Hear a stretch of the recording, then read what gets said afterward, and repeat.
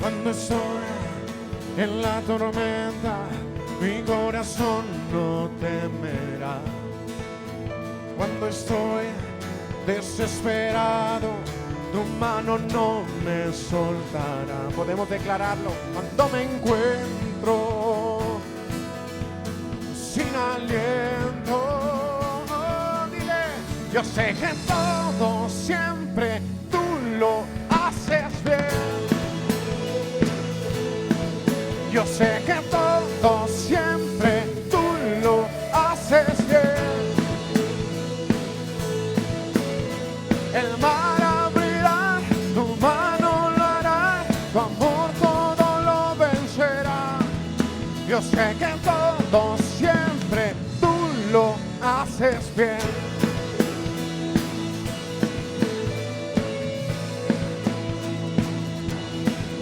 Al caminar por esos valles, tú vas conmigo, tú eres fiel.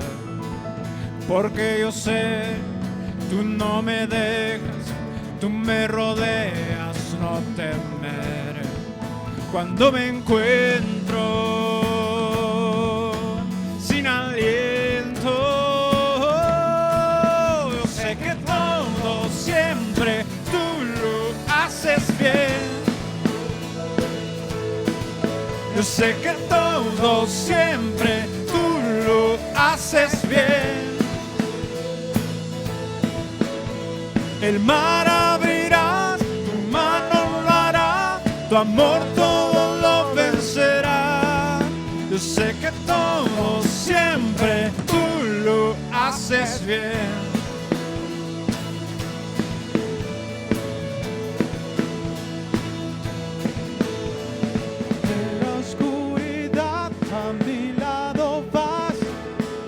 Siempre permaneces en cada temor, de tu mano voy, siempre me sostienes.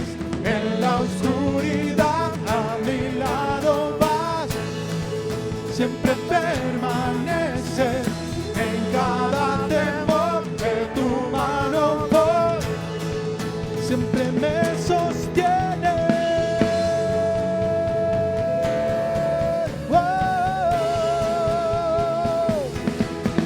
Yo sé que todo siempre tú lo haces bien. Yo sé que todo siempre tú lo haces bien. El mar abrirás, tu mano lo hará, tu amor todo lo vencerá. Yo sé que todo siempre tú lo haces bien. El mar abrirás, tu mano lo hará, tu amor todo lo vencerá. Yo sé que todo siempre tú lo haces bien.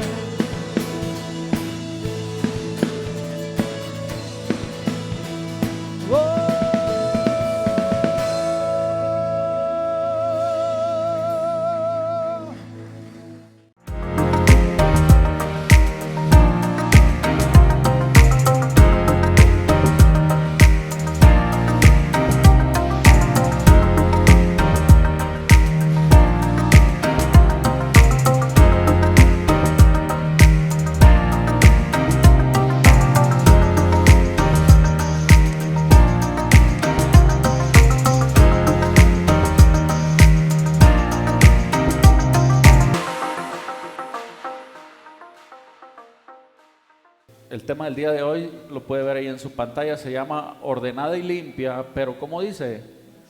Pero vacía. ¿De qué vamos a hablar? Vamos a hablar del tema espiritual. Es un tema que a veces son delicados de tocar, no delicados, sino que requiere tomarlo con cierta madurez y con cierta sabiduría y con cierta cautela. Y vamos a hablar un poquito acerca de eso, porque también eso es una realidad en nuestra vida. Nosotros somos influenciados por el ámbito espiritual y a veces como cristianos se nos olvida eso y no entendemos el por qué pasan cosas en nuestra vida. y queremos encontrar una explicación en el ámbito natural, en el ámbito del razonamiento humano, y no encontramos una explicación, y muy probablemente tenga que ver con lo espiritual. Y en el relato de Mateo, yo quiero que escuche esto, lo voy a leer rapidito para no alargar mucho el mensaje. Estaba yo leyendo Mateo 12 la semana pasada, para la prédica de la semana pasada que se llamó Siempre te sustentaré con la diestra de mi justicia. Lo puede buscar en el canal de YouTube y ahí lo puede ver. Y estaba leyendo algo acerca del Mesías en esa, pero luego empecé a leer cuando dice la Biblia que Jesús sanó a un hombre que era mudo y ciego. Lo voy a leer. Unas personas llevaron a un hombre, me recuerdo lo que nos ha predicado Nata, ¿no? Siempre la importancia de las personas que creen en Dios para acercar a aquel que necesita de Dios. Y aquí se repite nuevamente en la historia, unas personas llevaron a un hombre a Jesús para que lo sanara. Ese hombre era ciego y mudo, pero fíjese lo que dice la Escritura. La Escritura lo recarga. ¿Por qué era ciego y mudo? Porque ese hombre tenía un demonio o un espíritu inmundo, dicen otras versiones. Pero Jesús lo sanó y el hombre pudo ver y hablar. La gente estaba asombrada de lo que Jesús hacía y se preguntaba: ¿será Jesús el Mesías que Dios prometió para salvarnos? Algo que no le gustó a los religiosos de la época, a los fariseos. Pero algunos de los fariseos oyeron a la gente y pensaban: Jesús libera de los demonios a la gente porque Belcebú, el jefe de los demonios, le da poder para hacerlo. Fíjese cómo eran tan envidiosos y tan intrigosos. Decía, él lo pudo sanar porque el demonio le da poder.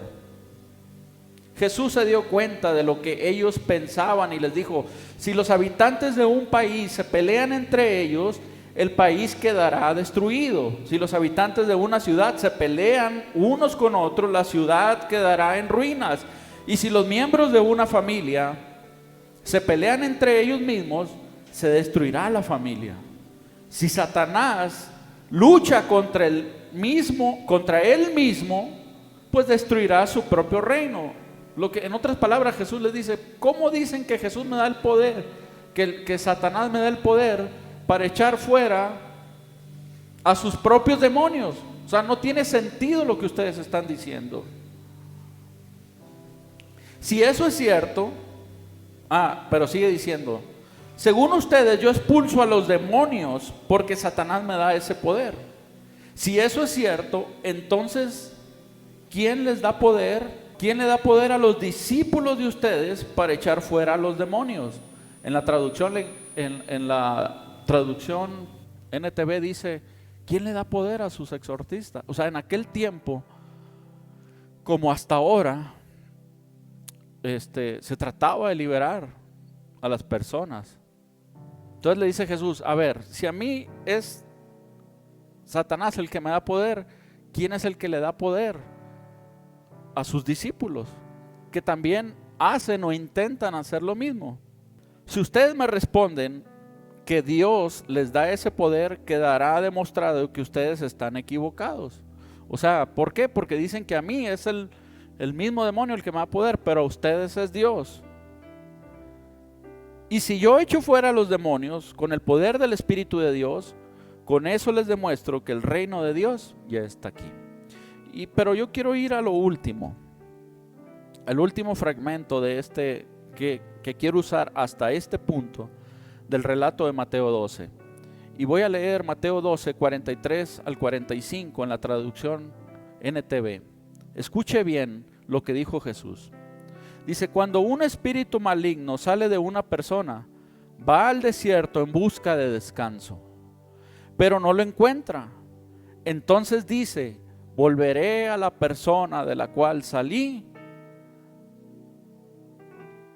De modo que regresa y encuentra su nueva casa vacía, barrida y en orden. Entonces el espíritu busca otros 7 espíritus más malignos que él, y todos entran en la persona y viven. Ahí entonces esa persona queda peor que antes. Eso es lo que le ocurrirá a esta generación maligna. Y estaba hablando acerca de la liberación que daban los hombres. Bueno, este relato para mí, desde hace mucho tiempo, siempre he tratado de encontrar qué es lo que está tratando de enseñar Jesús en esto. Ir más allá y más profundo de lo que podemos leer a simple vista. Y de repente vi un video de un testimonio. Encontré que con este testimonio podemos explicar lo que acabamos de leer en Mateo 12, 43, 35. ¿Qué sucede en la vida de una persona cuando es liberada, pero no llena ese hueco que quedó con algo, con el Espíritu de Dios? Quiero decirles que vamos a dejar el enlace de este testimonio en el video de la prédica que se va a subir la próxima semana en YouTube para que usted lo pueda ver. Pero yo voy a usar ese testimonio para predicar esta palabra el día de hoy. Y el relato de esta persona comienza que fue un hombre abusado sexualmente desde los 5 años hasta los 12 años. Y desde entonces empezó él a no tener paz. Él lo dice ahí mismo. Yo creo que en ese momento, muy temprano en su infancia, un espíritu tomó parte de su vida. ¿Por qué les digo esto? Mire, vamos a leer lo que dice 1 Corintios capítulo 6, verso 15 al 18. Esto tiene una explicación sustentada por las Escrituras. ¿Cómo alguien, un niño que es abusado de esa manera, le puede destruir o perturbar la vida para siempre? Jesús lo explica de esta manera. ¿No saben que su cuerpo, la casa de la que hablan las Escrituras, son miembros de Cristo? ¿Quitaré pues los miembros de Cristo y los haré miembros de una ramera? De ningún modo. El versículo 16. ¿O no sabéis que el que se une con una ramera es un cuerpo con ella? Porque dice, los dos serán una sola carne. Y termina, pero el que se une al Señor es un espíritu con él. El 18. Dice, huid de la fornicación. Cualquier otro pecado que el hombre cometa está fuera del cuerpo, mas el de fornicación contra su propio cuerpo peca. En otras palabras, está diciendo que es muy serio. La Escritura nos enseña que no podemos estarnos metiendo con medio mundo, porque hay una transferencia espiritual en nosotros. Por eso yo ahora entiendo que este hombre, muy temprano a su edad, imagínese qué espíritu pudo haber llegado a él o qué espíritu pudo haber traído la persona que abusó de él. Pero dice que desde entonces comienza una vida de destrucción, de confusión, de abuso sexual, de promiscuidad, deseo suicida, depresión, evidentemente atracción al mismo sexo, inseguridad, miedo, prostitución, todo ese tipo de cosas. ¿Cómo cree que estaba la vida de un joven a esa edad? ¿Qué había hecho mal él? Nada.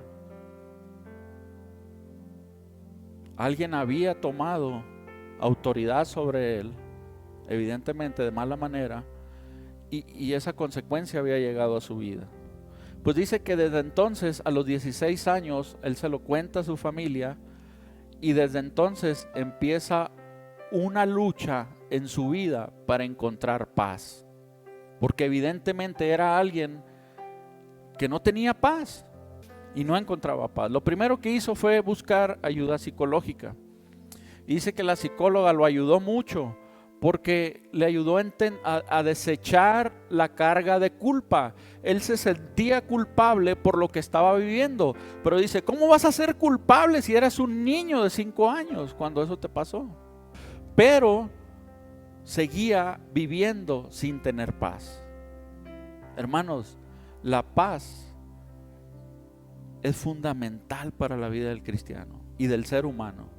No hay mayor valor en la vida que la paz.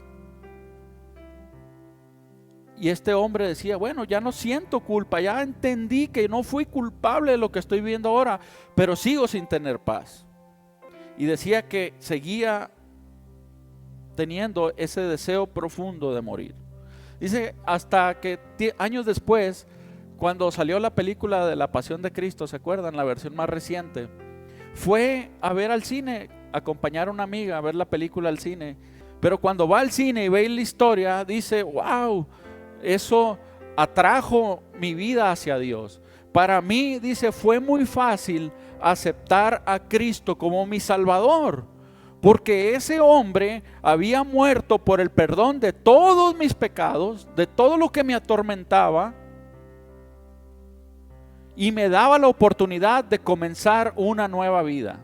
Él era lo que él más anhelaba. ¿Cuántos de nosotros en momentos difíciles a veces no anhelamos volver el tiempo y empezar de nuevo?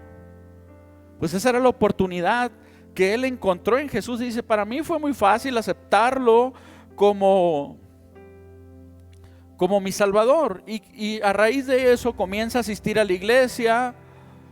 Y dice que su primer pensamiento cuando llegó a la iglesia, le dijo al Señor, ok, ya me salvaste, ahora cámbiame. Porque seguía siendo la misma persona. Aceptó al Señor Jesús como su Salvador, pero él seguía haciendo lo mismo, el mismo mal que había en él seguía habitando en él. Y dice, ¿qué cree que ocurrió? No ocurrió nada. No ocurrió nada.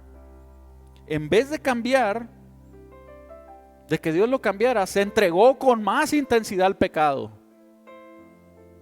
Dice, si antes era, pues ahora era más. ¿Cuántas veces nos hemos sentido así? Que estamos buscando a Dios y sentimos que no pasa nada. Y dice que se convirtió en un hipócrita, en un doble cara, a alguien que llevaba una doble vida. En la iglesia era una persona comportada, se consiguió una novia, pero cuando ya estaba solo era totalmente diferente.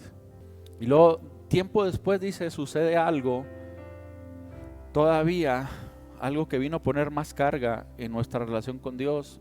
Pierde a una hermana y pues dolor, tristeza, coraje, pues deseo más intenso de morir. Y pues dice, y busqué un culpable y encontré a Dios como el culpable perfecto. ¿Qué hice? Me fui de la iglesia. ¿Qué hice? Ya dejé de ser doble cara y ahora dije,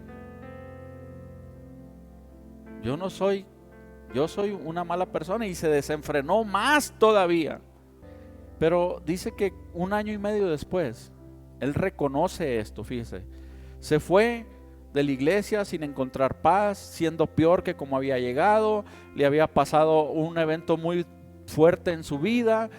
O sea, se entregó con más descaro, con más ímpetu, sin detenerse en nada a la vida pecaminosa, pero reconoce que 1 año después, por la gracia y la misericordia de Dios, lo hizo sanar de ese evento duro que había pasado en su vida, la pérdida de esa persona, de su hermana. Dice, yo reconozco que aún en mi pecado, aún cuando yo estaba lejos de Él, Dios seguía teniendo cuidado de mí. Aún cuando yo sentía que esa vida no era para mí, yo reconozco que Él me ayudó a sobreponerme de ese dolor. Dice que a raíz de eso decide regresar a la iglesia en mucha peor condición que la primera vez que había llegado. Intentó decir, bueno, Señor, voy a intentar dejar el pecado. ¿Y cómo lo hago? Se enfocó en hacer dinero.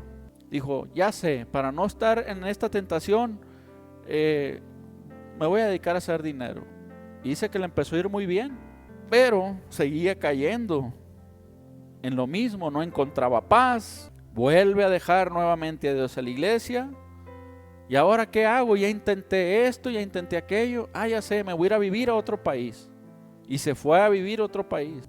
Y dice que por su condición empeoró en ese lugar, en todos los sentidos, personal, económico, profesional, espiritual.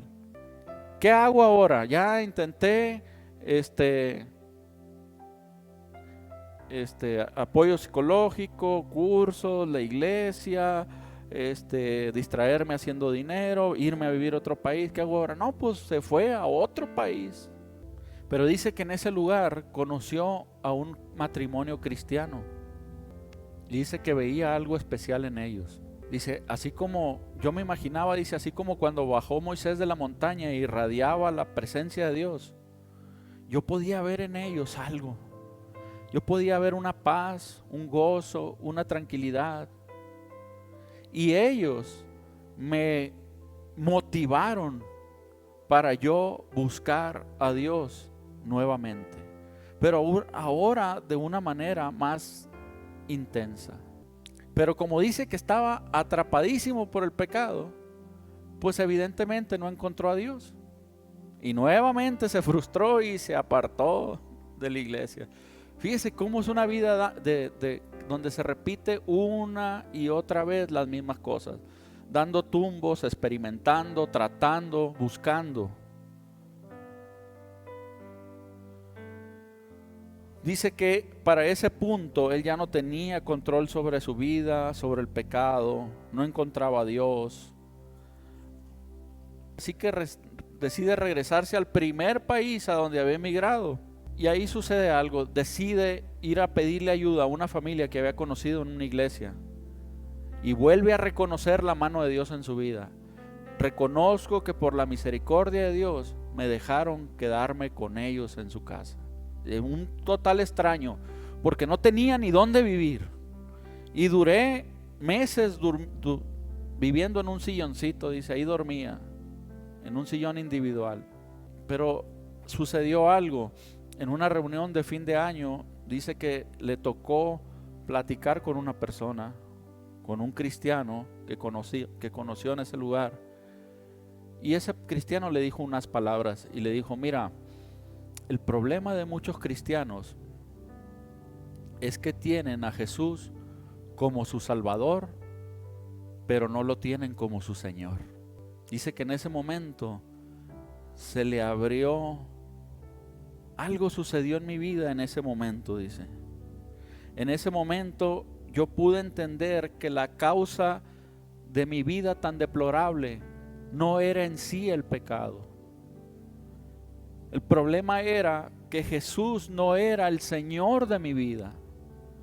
Tenía a Jesús como Salvador, pero no le había entregado el control de mi vida a Dios.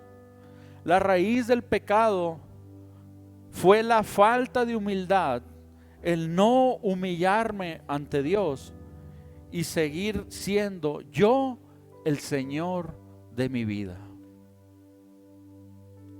Y dijo, esas palabras fue un mensaje de Dios para mi vida. Cuando yo ya estaba en el límite, cuando yo ya sentía que no había más para mí, ya hasta aquí, con las fuerzas que tengo hasta aquí llegué, yo pensé que no iba a llegar a otro año, recibió esas palabras, ese mensaje de Dios. Y fíjese qué tremendo, qué palabras tan sencillas, pero a la vez tan profundas. Y encuentro este testimonio como algo muy útil de entender y de que podamos entender por qué los cristianos batallamos tanto tiempo en sacar un mal de nuestras vidas. ¿Por qué conociendo a Dios y buscando a Dios a veces nos sentimos como Él? Estas palabras que dijo Él, le dijo, el problema con muchos cristianos es que tienen a Jesús como su Salvador, pero no como su Señor. Y la Escritura dice que lo debemos de recibir como nuestro Señor y Salvador. Reconocí, dice este hombre, que bajo mi dirección mi vida fue un desastre. En ese momento, dice, renuncié, me entregué todo a Dios. Renunció a sus deseos, a sus planes, a sus prioridades, a sus ideas, a su pensamiento, le dejó el control a Dios. Y cuando renunció a eso fue cuando dio lugar a algo nuevo. Y dice que en ese momento, cuando él renuncia a todo eso, empieza a sentir un hambre por la presencia de Dios en su vida. Comienza a tener necesidad de escuchar prédicas. Dice, me pasaba horas y horas escuchando prédicas, leyendo la Biblia, orando.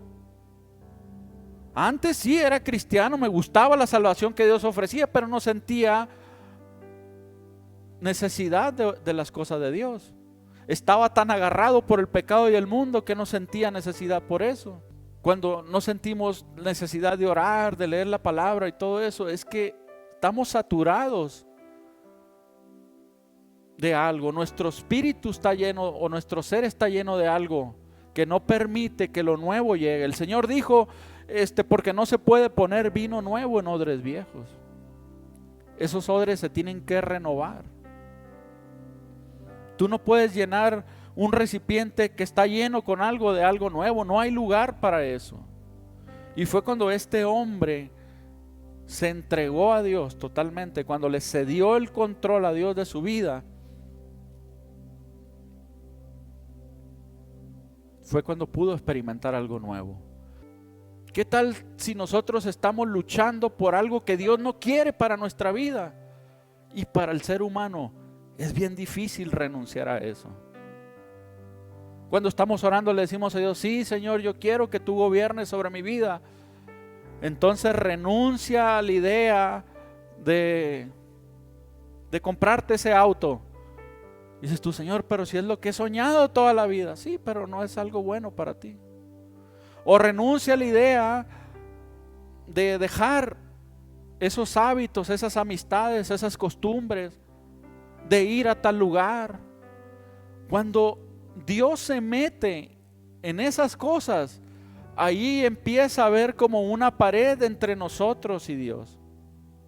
Y es cuando no le estamos entregando a Dios todo. Porque este hombre dijo, cuando Él entregó todo en la cruz por el perdón de nuestros pecados, yo me di cuenta que yo no le estaba entregando todo a Dios. Y por eso Dios no había puesto orden en mi vida. Pero hay una cosa, dice que él sintió algo. En ese momento cuando le entregó a Dios el control de su vida, dice que él sintió algo. Algo pasó, dice. Algo pasó que inmediatamente dice que él ya no sentía atracción por las cosas que lo llevaban al pecado. No necesariamente tiene que pasar algo extraordinario para que Dios cambie nuestra vida. Lo que sí necesariamente tiene que pasar es que nosotros le demos el control de nuestra vida a Dios. Cuando Dios se mete con los planes y los propósitos del hombre, ahí empieza a limitarse la influencia de Dios en nuestra vida. Porque tenemos a Dios como nuestro Salvador, pero no como nuestro Señor. Y cuando Dios es el Señor de nuestra vida, Él es el que decide en todo. En todo. Quiero terminar con este testimonio. Dice este hombre que de tanto buscar mensajes, empezó a escuchar un hombre con mucha sabiduría. Y un día ese hombre escuchó una prédica donde le dijo, tienes que alinear tu vida con Dios. Y le dijo, y tienes que hacer esta oración. Y a veces no andamos alineados con Dios. Dios va por un camino, nosotros por otro. Y dice que él hizo esta simple oración. Señor, yo alineo mi vida, mi cuerpo, mi alma, el espíritu con el Espíritu de Dios. En el nombre de tu Hijo amado Jesús. Amén. echo fuera este espíritu que toda mi vida ha tratado de destruirme y retomo el diseño original con el cual fui creado. Dijo este hombre, termino con lo que dijo: nuevamente les digo que entendí que el problema no era el pecado, sino no tener una relación genuina con Dios. Entendí que tenía que cerrar puertas para que ese espíritu maligno que había salido de mí no volviera a robarme la paz que por fin había conseguido. ¿Qué dijo el Señor cuando leímos? Cuando un espíritu inmundo sale de una persona, dice, va al desierto a buscar paz, descanso, pero no lo encuentra. Entonces regresa al lugar de donde salió y lo encuentra, ¿cómo dice? Ordenado y limpio. Pero como lo encontró vacío, vuelve a entrar y el estado vuelve a ser peor. Esto es lo que este hombre había estado viviendo una y otra vez. Nosotros a veces queremos que Dios tome el control de nuestra vida para que ponga orden.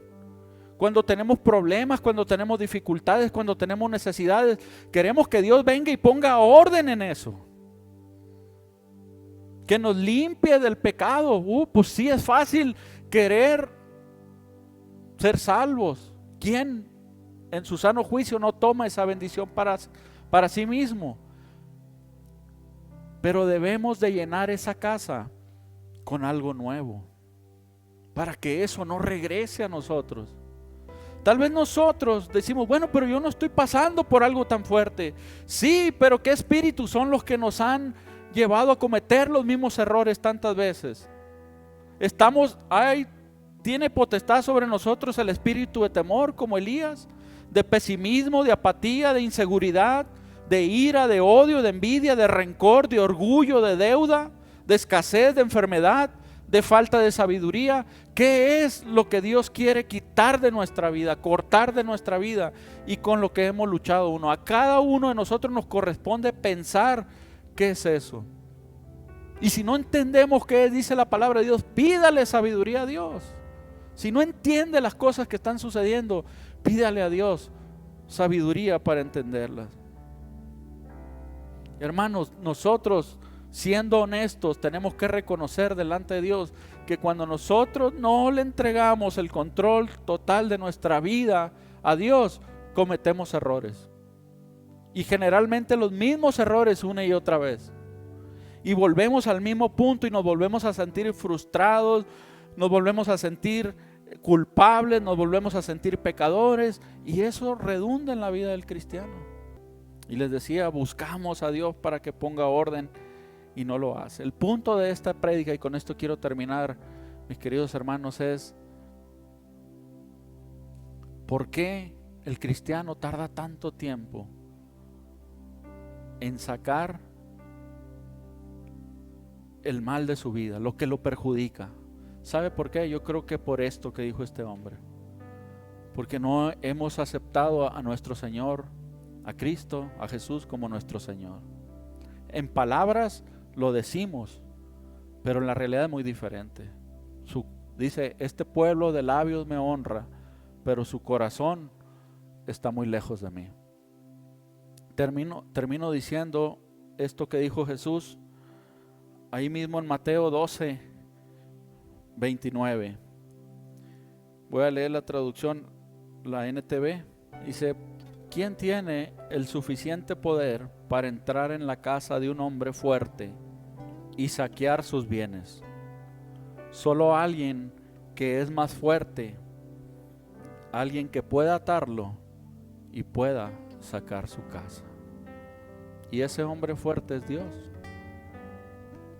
A lo mejor nosotros vamos a buscar poner en orden nuestra vida por muchos métodos, con apoyo, con terapia, con nuestros intentos de buscar a Dios, con nuestros intentos de dejar algo, con nuestros intentos de cortar un hábito.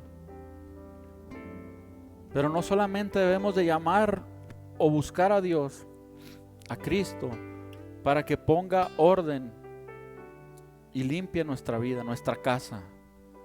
Tenemos que dejar que ese hombre viva dentro de nosotros. Ese hombre fuerte es el que tiene la capacidad de entrar, sacar lo malo, pero quedarse ahí para que eso que salió no regrese a nuestra vida nuevamente.